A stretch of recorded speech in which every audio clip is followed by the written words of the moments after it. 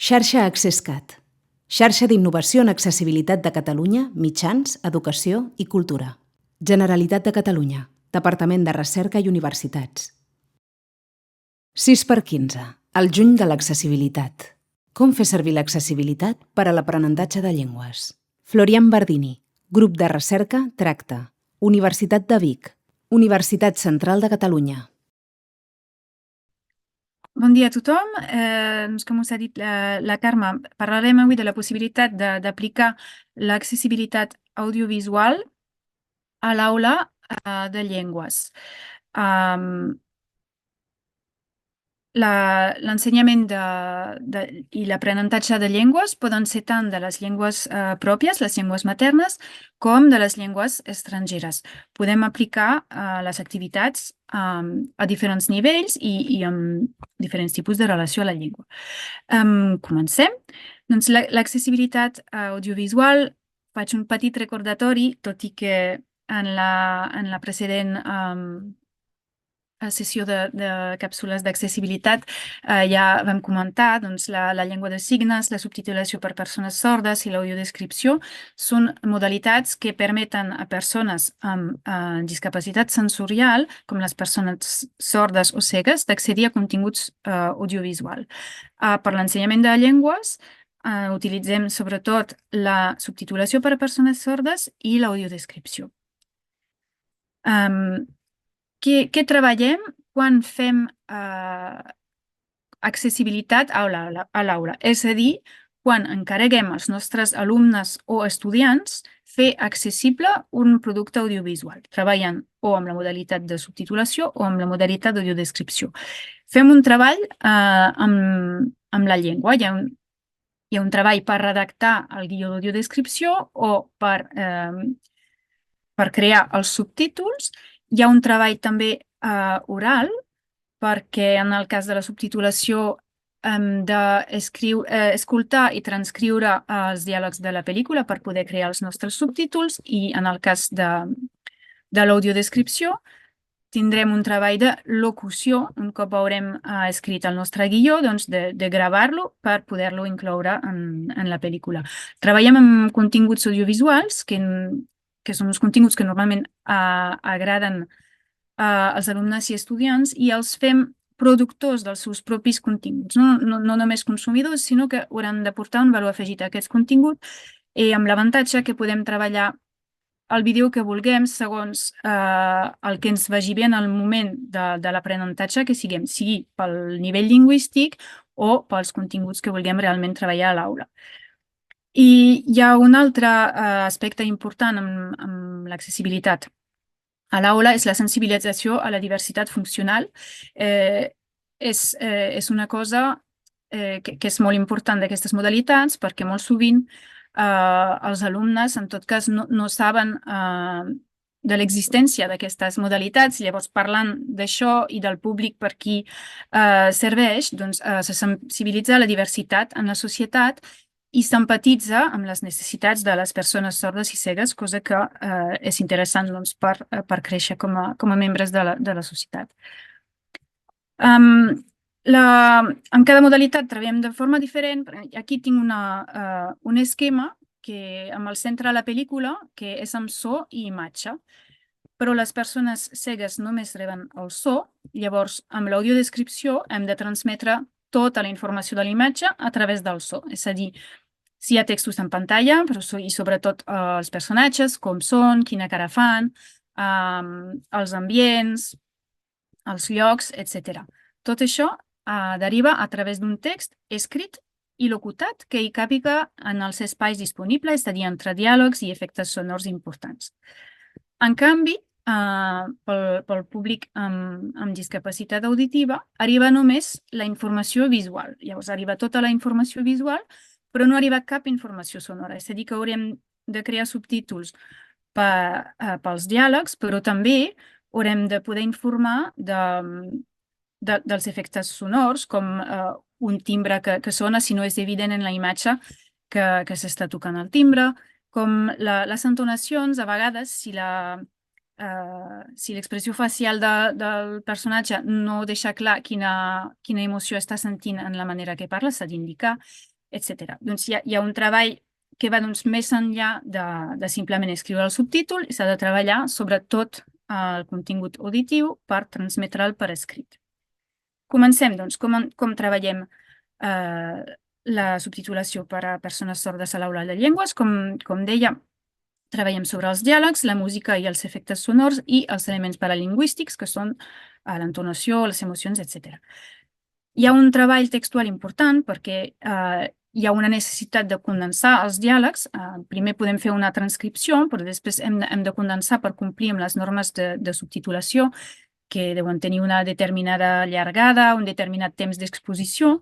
Llavors, això forçarà els nostres alumnes i estudiants a treballar en profunditat, no? amb l'idioma que vulguem treballar per complir amb aquests requisits. S'haurà de, per exemple, eliminar repeticions o balbucejaments, etc., però produir un text amb característiques orals que correspongui al màxim possible amb el que s'està dient en pantalla. També treballem sobre les emocions, l'anàlisi de les emocions, el lèxic de les emocions i, si estem en llengües estrangeres, doncs el lèxic de les informacions contextuals, com són el timbre, etc., també ens permet d'ampliar vocabulari. Aquí l'ús dels programes té un paper important i és una cosa que normalment agrada als participants d'aquest tipus d'activitat. Podem utilitzar programes de subtitulació que estan disponibles a internet gratuïtament i que permeten afegir els colors pels personatges, decidir etiquetes, calcular els temps d'exposició i tot. Aquí un parell d'exemples extrets de la tesi de l'Anna Tamayo que mostren subtitulació per a persones sordes. A l'esquerra, una imatge d'uns adolescents en una cuina. Un diu, i hi ha una etiqueta, és a dir, entre parèntesi en majúscula hi ha un text que diu alegre. En pantalla no podem veure una expressió alegre, llavors l'hem d'indicar a la subtitulació. A la dreta, una imatge del dibuix animat de Garfield que passa un cap espantat a través de la porta i a dalt a la dreta veiem una etiqueta on posa ladridos, és a dir, que hi ha un gos bordant, evidentment no està en pantalla, doncs és important donar la informació que el Garfield s'està espantant per aquest gos. I aquí podem treballar el vocabulari, sobretot. I sempre l'empatia, perquè en tot moment hem de pensar què serveix i què no serveix. Si jo sento això, però no veig la font de qui borda, no veig el gos, he de posar la informació. Després, com treballem l'audiodescripció? Per l'audiodescripció seguim quatre passos. El primer és de fer un anàlisi detallat de la pel·lícula, on normalment treballem amb curtmetratges o amb retalls del vídeo. Un anàlisi detallat, és a dir, dels llocs, dels personatges, la seva aparença, les seves expressions, emocions, les accions, les més importants, les secundàries, el desenllaç, els efectes sonors, quins no podem trepitjar amb l'audiodescripció, quins són molt importants de sentir, quins no. I també analitzar possibles dificultats, com si hi ha algun moment del vídeo on hi ha molt poc temps per descriure i una cosa important per dir, doncs saber que aquí tindrem una dificultat per pensar com la resoldrem. Després podem passar a redactar el guió, per això s'ha de donar algunes pautes de les normes més importants d'escriptura de l'audiodescripció, que és en tercera persona, en temps present, que descrivim el que passa en el moment on passa, que no ho expliquem. I això és una cosa molt interessant perquè quan els estudiants comencen a fer el seu guió normalment tendeixen a resumir i explicar com fan sempre quan se'ls demana de resumir o explicar un vídeo. I han de canviar el xip i empatitzar amb les persones per qui estan fent l'audiodescripció i saber, a veure, què he de dir, com ho he de dir, sobretot per estar dins la pel·lícula i no ser una persona de fora que ho explica. Evitem de dir ja, veiem, etc. Coses així. Doncs hi ha un treball d'empatia important que participa en la sensibilització. Després, un cop redactat el guió, s'ha de locutar, és a dir, que han de gravar-se la veu llegint el seu guió. Aquí, en llengua materna, podem fer un molt bon treball de dicció i d'entonació, i en llengua estrangera, segons el nivell, ens podem centrar més en la pronúncia o també en les mateixes qualitats. I finalment s'ha de sincronitzar. A nivell tecnològic és una mica més fàcil, menys complex que la subtitulació, amb qualsevol programa d'edició de vídeo, de posar la veu dins el vídeo en els espais on l'hem de posar. Aquí també destaquem diversos aspectes que es treballen. Hi ha un treball textual, doncs hem de fer una escriptura sintètica amb un vocabulari variat i precís per poder transmetre millor les imatges, que les persones puguin fer una idea del que es veu i a la vegada que ens hi càpiga en el temps disponible.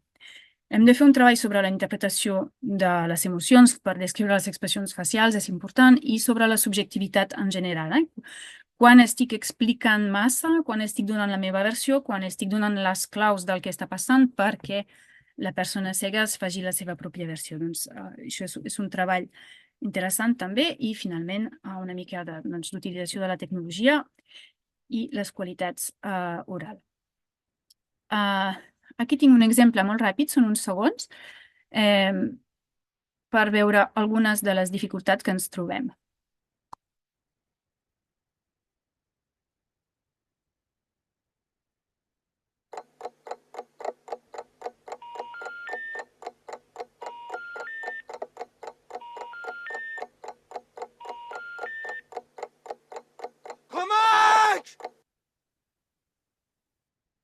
Això és molt, molt ràpid. És la fase d'exposició d'un curtmetratge, que és curt, però no tan curt com aquest retall. Aquí què treballem? Podem treballar el paisatge. Podem treballar, clar, aquest paisatge és a la muntanya, però quina muntanya? Perquè el realitzador i actor és irani. Llavors ens situem allà. Aquest home que està aquí, com el descrivim? Què és interessant? Què el caracteritza? Porta una càmera, porta un trípode. Potser sí que això és més important que de dir que porta una camisa. Doncs hi ha tot el treball de selecció i d'anàlisi que sembla fàcil a primera vista, però que fa pensar molt a l'alumnat, i després han de trobar la manera d'expressar-ho. Aquí hi havia una dificultat, és que començar en pantalla negra, que no hauríem de dir res, però en realitat hem de desplaçar una mica d'audiodescripció allà, perquè si no, no ens hi cap després. Doncs tot això es pot analitzar amb el grup o amb grupet i treballar el guió.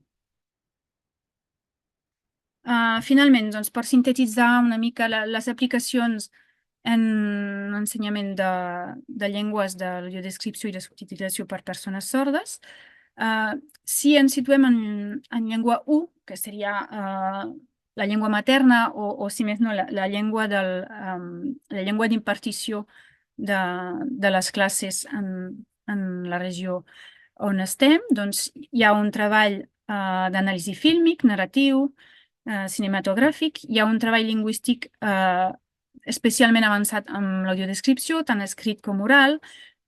També hi ha un treball d'escriptura i d'utilització de les tecnologies amb la subtitulació. És molt recomanat per la sensibilització a la diversitat. Hem vist que han d'empatitzar per diverses coses amb el públic per qui estan treballant. I finalment, són modalitats que poden ser incloses dins d'un treball per projectes, perquè podem triar la temàtica del vídeo i això ens fa treballar la llengua, treballar el contingut del vídeo i treballar moltes coses a la vegada. Encaixa en aquest tipus d'enfocament. Si estem en llengua 2 o 3 o 4 en llengua estrangera, l'audiodescripció permet aquest treball de locució, però demana un nivell prou avançat per la redacció del guió. Hem de vigilar on ho apliquem, a quin nivell ho apliquem, o triar coses molt senzilles de descriure si volem treballar a nivell més bàsics. I la subtitulació, molt interessant, permet un treball d'escolta. Si hem de transcriure, doncs hem d'escoltar en llengua estrangera, entendre-ho, i després també redactar, treballar l'ortografia, i també aquest treball lexical extra sobre les emocions i la informació contextual. I finalment, les dues modalitats són lúdiques, fan ús de la tecnologia, i això agrada per alternar amb les activitats habituals, especialment si estem a l'etapa de l'institut o escola, doncs és apreciat.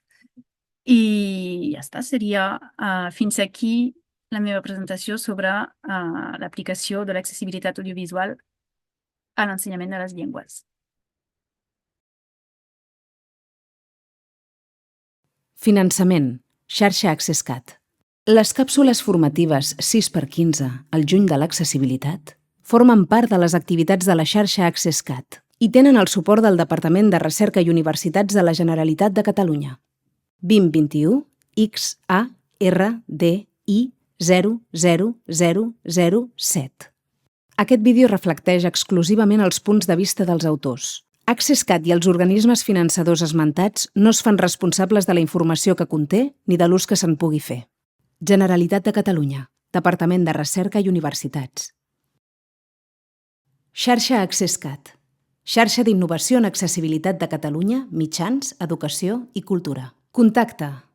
Web de la xarxa AccessCat, accesscat.net.